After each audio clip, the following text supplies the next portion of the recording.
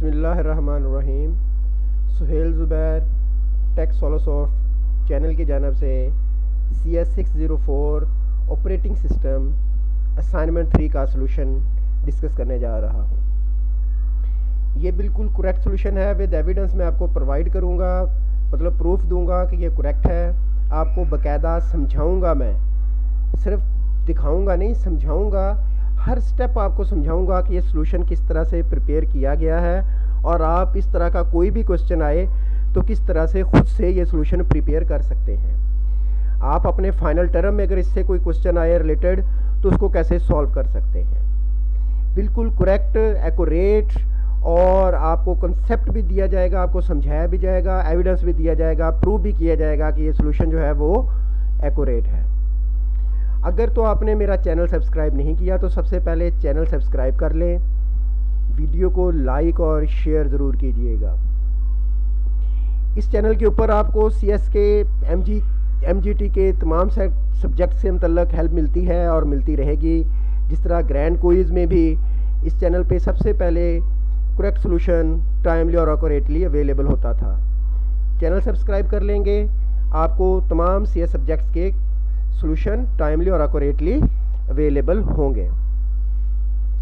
हमें क्वेश्चन जो दिया गया है सॉरी, वो ये है, बैंकर एल्गोरिदम होता क्या है। एक्चुअली बैंकर एल्गोरिदम जो है वो अवॉइडेंस एल्गोरिदम है, डेडलॉक अवॉइडेंस एल्गोरिदम है।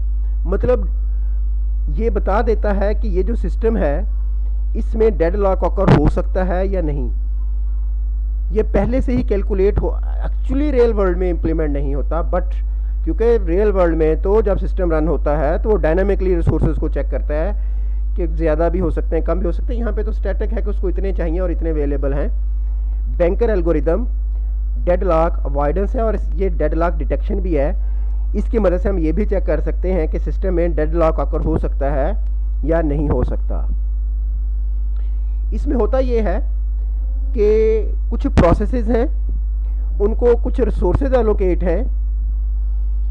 रिसोर्सेज से मुराद यहाँ पे क्या है, यहाँ रिसोर्सेज से मुराद ये है, बिलफर्ज कंप्यूटर के पास क्या रिसोर्सेज होते हैं, लॉजिकली और फिजिकली। प्रोसेसिंग होती है, मेमोरी होती है, कैश हो गई, प्रिंटर हो गया। लॉजिकल और फिजिकली की बात करें तो प्रिंटर हो गया।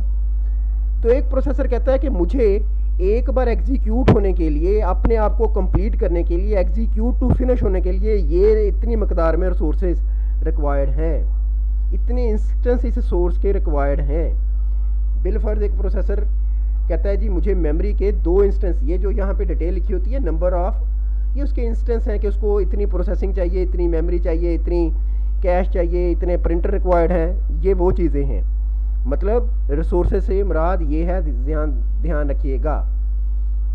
अब बैंकर एल्गोरिथम क्या करता है, वो चेक करता है कि अगर किसी प्रोसेस को हम उसके रिक्वायर्ड रिसोर्सेज प्रोवाइड कर दें तो वो जब उसको उसके रिक्वायर्ड रिसोर्सेज मिल जाते हैं वो उन्हें कंज्यूम कर लेता है, मतलब वो हासिल करके प्रोसेस को कंप्लीट करके फिनिश हो जाता है और रिसोर्सेज को फ्री कर देता है। ये बात समझ लें कि जिस प्रोसेस को जितने रिसोर्सेज चाहिए होते हैं जब उसे मिल जाते हैं वो अपना काम कंप्लीट करने के बाद एग्जिट हो जाता है, टर्मिनेट हो जाता है और रिसोर्सेज को फ्री कर देता है। ये है बैंकर एल्गोरिदम। अब यहाँ पे हमने ये चेक करना है डिटेक्शन, ये डिटेक्शन सॉफ्टवेयर है, अवॉइडेंस सॉफ्टवेयर भी है, डेडलॉक, कि क्या ये जो सिनेरियो हमें दिया गया है, कुछ प्रोसेसेस हैं और कुछ रिसोर्सेज एलोकेट हुए हैं, अगर हम इनको चेक करें तो क्या सिस्टम में डेडलॉक है या नहीं है। तो अब हम तरतीब से इसको देखना शुरू करेंगे, इसको चलाना शुरू करेंगे। आपको मैं बाकायदा समझाऊंगा किस तरह से काम करना है। सबसे पहले जो क्वेश्चन था, compute and show the need matrix. अब बात समझ लें, यहाँ पे ये प्रोसेसेस हैं P1, P2, P3, P5 और सॉरी P4। इसको कुछ resource type A, B, C, D, मतलब प्रोसेसिंग, मेमोरी, कैश और प्रिंटर टाइप, जो मर्जी आप इसे समझ लें, कुछ रिसोर्सेज इसे एलोकेट किए गए हैं। ए के इसको ए टाइप के इसको 1, बी के 0, सी के 1, डी के 2 और सो ऑन, इस तरह से अच्छा, मैक्सिमम डिमांड है इसकी, वो है 0 0 1 2 की, 0 0 1 2 की। बाकियों की भी इसी तरह से आप समझ गए हैं बात को। ये रिसोर्सेज इसको एलोकेट किए हुए हैं, ये इनकी मैक्सिमम डिमांड है, और इस वक्त हमारे पास रिसोर्सेज वो जो हैं वो अवेलेबल ये हैं। इसमें से हमने रिमेनिंग नीड निकालनी है। क्या होगा, मैक्सिमम में से अगर एलोकेशन निकाल देंगे, मैक्सिमम प्रोसेस को जितने रिक्वायर्ड हैं उसमें से जितने उसे एलोकेट किए गए हैं, अगर वो हम निकाल दें तो क्या निकल आएगा, उसकी नीड निकल आएगी। उसको टोटल नीड कितनी है, उसकी रिमेनिंग नीड कितनी है, और उसको कितने प्रोसेस चाहिए, उसको कितने रिसोर्सेज चाहिए, उसकी नीड निकल आएगी। तो यही हमने किया है कि प्रोसेस 0 1 2 3 4 लेके एलोकेटेड जितने हैं वो बना दिया। मैक्सिमम डिमांड उसकी, इसलिए मैंने वाज़े लिखा है मैक्सिमम डिमांड उसकी जो है, उस प्रोसेस डिमांड से क्या मुराद है, वो कहता है कि अगर मुझे ये रिसोर्सेज प्रोवाइड कर दिए जाएं तो मैं एग्जीक्यूट हो सकूंगा, और एग्जीक्यूट होने के बाद फिर वो रिसोर्सेज को फ्री कर देगा। ये बात याद रखनी है। अच्छा, मैक्सिमम डिमांड, अब नीड, रिमेनिंग नीड कैसे निकालते हैं, जितनी उसकी डिमांड है और जितने उसको एलोकेट हो चुके हैं, डिमांड में से एलोकेट माइनस कर दें तो उसकी रिमेनिंग नीड निकल आएगी। बड़ी सादा सी बात है, अभी देख लेते हैं। ABC हमने इधर लिख लिया है, चारों रिसोर्सेज। अच्छा, मैक्सिमम डिमांड है उसकी, कोई रिसोर्स ए टाइप का उसे कोई रिसोर्स नहीं चाहिए और उसे एलोकेट भी नहीं किया गया, तो रिमेनिंग नीड 0। क्लियर बात। बी टाइप का उसे कोई रिसोर्स नहीं चाहिए और एलोकेट भी नहीं किया गया, ओके हो गई। सी टाइप का उसे एक रिसोर्स चाहिए और एलोकेट किया हुआ है। डी टाइप के उसे 2 चाहिए और एलोकेट किए हुए हैं, तो इसलिए इसकी रिमेनिंग डिमांड कोई भी नहीं है 0 की। Is that clear. आगे वाले को देखते हैं। P1 की मैक्सिमम डिमांड ए टाइप का जो रिसोर्स है 1 है और उसे एलोकेट भी किया हुआ है, इसलिए इसकी रिमेनिंग ये 0 हो गई। इसमें से this max demand minus allocation, clear हो रही है बात। बी, उसको 7 चाहिए, उसको एलोकेट जो किए हुए हैं वो 0 हैं, तो इसका मतलब है उसकी डिमांड 7 पूरी करनी है अभी हमने। सी, उसको 5 चाहिए और उसको कोई एलोकेट नहीं किया हुआ, तो इसका मतलब 5 माइनस 0 5 उसको चाहिए अभी। डी, उसकी कोई डिमांड नहीं है, उसे कोई एलोकेट नहीं किया गया, 0 माइनस 0 तो 0। अच्छा जी, P2 उसकी डिमांड 2 है, उसे 1 अलाउ किया गया है तो 1। इस तरह से अब मैं पूरा कैलकुलेट नहीं करता ताकि वीडियो बड़ी ज़्यादा डिटेल में ना बात समझ गई, मैंने 3 कर दिए। तो ये उसकी क्या निकल आई, रिमेनिंग नीड निकल आई। आपका फर्स्ट पार्ट कंप्लीट हो गया। Part A, compute and show the need matrix, remaining need, max demand minus allocation, ये हमने कर ली। अब आगे आ गया question number 2, part B. Part B के अंदर वो कहता है कि आप हमें ये बताएं कि सिस्टम सेफ सीक्वेंस में है या नहीं है। तो हमें क्या करना है, हमने देखना ये है कि जो प्रोसेस हमारे पास जो अवेलेबल रिसोर्सेज हैं, हमारे पास जो अवेलेबल रिसोर्सेज हैं जो सिस्टम की नीड है वो पूरी करते हैं या नहीं करते। देख लेते हैं। रिमेनिंग नीड हम अभी निकाल के आए हैं, इसकी कोई और नीड नहीं है और मेरे पास जो अवेलेबल रिसोर्स है वो हैं 1 5 2 0। अच्छा, ये ध्यान रखने वाली बात है कि बिलफर्ज मेरे पास अवेलेबल D 0 है और इसकी डिमांड 1 होती तो आप कहें बाकी तो सब है तो 1 ही नहीं है ना, ऐसा पॉसिबल नहीं है। आपने अवेलेबिलिटी सारी की सारी देनी है। अगर उसमें से 4 सोर्सेज में से कोई एक कम है तब भी आप उसे एग्जीक्यूट नहीं कर सकते, तो इसका मतलब ये है कि उसकी रिमेनिंग डिमांड कोई नहीं है। A B C D चारों टाइप के रिसोर्सेज में, और मेरे पास वो चारों टाइप के जो रिसोर्सेज है उसमें से अवेलेबल हैं। A 1 है, B 5 है, C 2 है, D कोई नहीं, तो D उसे चाहिए भी नहीं था, तो इसलिए ये एग्जीक्यूट हो जाएगा। जब ये एग्जीक्यूट हो जाएगा, इसको इसके सारे रिसोर्सेज मिल गए, ये एग्जीक्यूट हो गया तो ये अपने रिसोर्सेज वापस कर देगा। बड़ी सादा सी बात है। जब उसने जो काम टास्क उसे असाइन किया गया था उसने कंप्लीट किया, फुलफिल किया, तो अपने रिसोर्सेज फ्री कर दिए। अब हमारे पास अवेलेबल बढ़ जाएंगे। कैसे बढ़ेंगे वो देखें, कैसे कैलकुलेट करना है। इसका मतलब ये चल गया तो इसने अपने रिसोर्स फ्री करने, P0 ने, इसके पास A टाइप के कितने रिसोर्स थे 0, तो अवेलेबल में 1 ही रहा। B टाइप के कोई नहीं थे तो 5 के 5 रहे। सी टाइप का एक था, इसलिए इसमें 2 की बजाय अब 3 है, क्योंकि एक का इजाफा हो गया, हमें एक और रिसोर्स अवेलेबल हो गया। डी इसके पास 2 थे तो हमारे पास कोई नहीं था, तो 2 इसने फ्री किए तो हमारे पास 2 हो गए। अब करंट सिचुएशन ये है कि 1 अवेलेबल में से ए टाइप के 1, बी टाइप के 5, सी टाइप के 3 और डी टाइप के 2 रिसोर्सेज अवेलेबल हैं। हमने पहला कौन सा प्रोसेस एग्जीक्यूट किया, P0, तो यहाँ पे हमने लिख दिया सेफ सीक्वेंस। अब हम सेफ सीक्वेंस से क्या हम बताएंगे, अगर ये प्रोसेस चलाएं, ये चलाएं, ये चलाएं, ये चलाएं, तो सिस्टम जो है वो डेडलॉक में नहीं जाएगा। क्लियर हो रही है बात? आगे चलते हैं, इसलिए मैंने इसे हाईलाइट कर दिया कि ये सिस्टम एग्जीक्यूट हो चुका है। अब P0 हो चुका है, P1 को चेक कर लेते हैं। अच्छा, इसमें तरतीब कोई नहीं है, आप अपनी मर्जी से भी तरतीब रख सकते हैं, ये ज़रूरी नहीं है कि ऊपर से नीचे है ना। बहरहाल हम एक सीक्वेंस के लिए ऊपर से नीचे आ रहे हैं। P1 को चेक किया, उसकी रिमेनिंग नीड है 0 5 0 0 0 7 0 0। तो मेरे पास कितने हैं, 0 1 5 3 2। बाकी तो ठीक है, ये मैं फुलफिल नहीं कर सकता उसकी। ये अगर मैं उसकी बी डिमांड फुलफिल नहीं कर सकता तो मैं इसको एग्जीक्यूट नहीं करवाऊंगा, सो मैंने इसे छोड़ दिया। मैं P2 पे आ गया, इसकी रिमेनिंग नीड है 1 0 0 2। मेरे पास अवेलेबल क्या है, 1 के अगेंस्ट मेरे पास 2 हैं, 0 के अगेंस्ट मेरे पास 8 हैं, 0 के अगेंस्ट मेरे पास 8 हैं, 2 के अगेंस्ट मेरे पास 2 के अगेंस्ट मेरे पास 2 है। इसका मतलब है ये चल सकता है, ये आपने ध्यान रखना है, ये है इस वक्त ये वाला, इसको आपने मद्देनजर रखना है। जो अवेलेबल ये थे, ये अवेलेबल है मेरे पास, इसको 1 चाहिए मेरे पास है, इसको 0 चाहिए मेरे पास 5 है, इसको 0 चाहिए मेरे पास 3 है, इसको 2 चाहिए मेरे पास 2 है। तो ये एग्जीक्यूट हो जाएगा। जब ये एग्जीक्यूट होगा तो ये अपने रिसोर्सेज को फ्री करेगा। अब जब फ्री करेगा तो अब हम इसमें ऐड कर लेंगे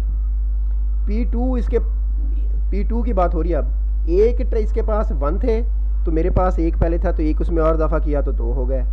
बी के इसके पास 3 थे, मेरे पास पहले 5 थे तो 8 हो गए।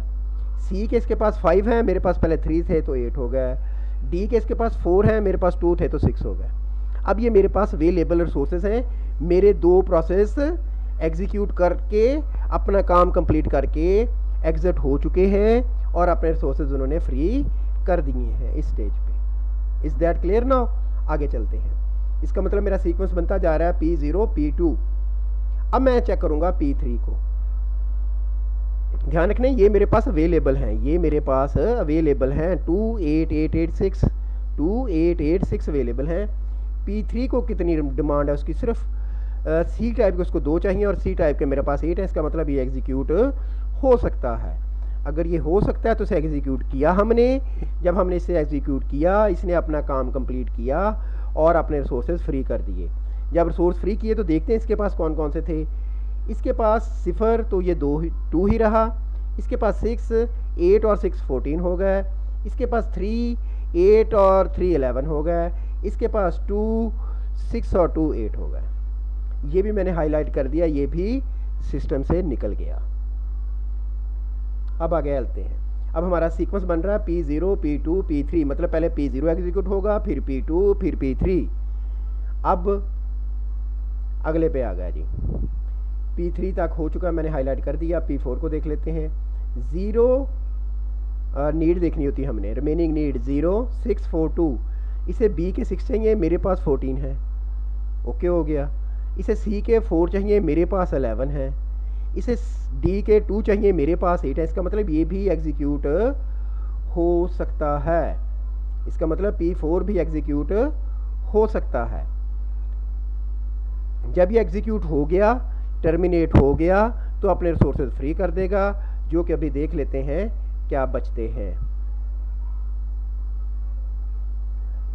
बचेंगे जी 2 का 2 रहा, 14 में 0 14 ही रहा। C1 पहले 11 था तो 12 हो गया। D4 पहले 8 था तो 12 हो गया। अब हमारा सीक्वेंस बन चुका है P0 P2 P3 P4। अब आ जाएं P1 पे। अच्छा, P1 ये है जी P1। इसकी डिमांड कितनी है? A टाइप के 0, B टाइप के 7, C टाइप के 5 और D टाइप के रिसोर्सेज 0 चाहिए। मेरे पास कितने अवेलेबल हैं? 2 14 12 12। मैं तो बड़ी आसानी से इसकी रिक्वायरमेंट पूरी कर सकता हूँ। जब ये एग्जीक्यूट होगा, रन होगा, तो इसकी अपने रिसोर्सेज फ्री करेगा, तो वो सारी सी बात है रिमेनिंग में हम ऐड कर लेंगे, अवेलेबल में हम ऐड कर लेंगे। तो इसने जो फ्री किया P1 ने,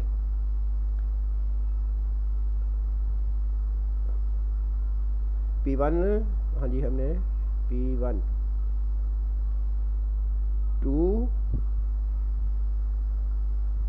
P1 ने जो फ्री किया जी, रिमेनिंग उसको डिमांड पूरी की तो फ्री उसने किया 1, तो 2 और 1 3 हो गए।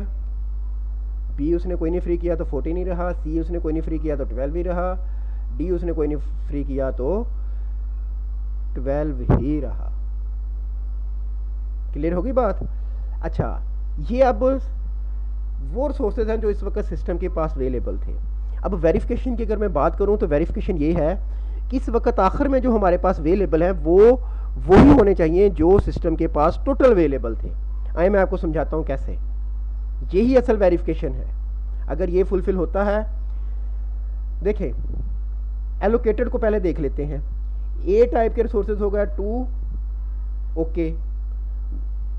अच्छा, अब जमा करना है, जो एलोकेटेड किए हैं, जो अवेलेबल किए हैं, इनको जमा करेंगे तो हमें पता चल जाएगा ना कि टोटल सिस्टम के पास कितने रिसोर्सेज थे। ए टाइप के 2 और अवेलेबल 1 एक 3, तो ये देखें 3। बी के 3 और 6 9 और अवेलेबल 5 14, ये देखें मैंने कैलकुलेट करके लिख रहा हूँ उसको। सी 6 और 3 9 और 1 10 और 6 3 9 10 और 2 12 12। डी 2 6 8 12, तो ये 12। सिस्टम के पास टोटल 12 रिसोर्सेज थे। मेरा ख्याल बात समझ में आ गई। एट दी एंड जब हमने सोल्यूशन निकाल लिया, सारे प्रोसेस एग्जीक्यूट कर लिए, उस वक्त जो सिस्टम के पास बचे वही देखें 3 14 12 12। इसका मतलब ये हुआ कि हमारी जो एग्जीक्यूशन है वो बिल्कुल करेक्ट है। तो एट दी एंड आपने सेफ सीक्वेंस लिखना है।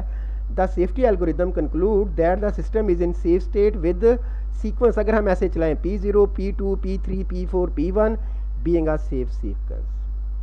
Best of luck for your assignment.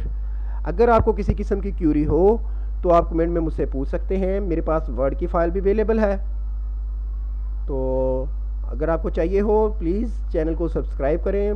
Comment के अंदर अपना ईमेल एड्रेस लिखें, मैं आपको ये सोर्स फाइल भी प्रोवाइड कर दूंगा। Thank you very much. अल्लाह हाफिज़। चैनल ज़रूर सब्सक्राइब करें, वीडियो को लाइक और शेयर ज़रूर करें।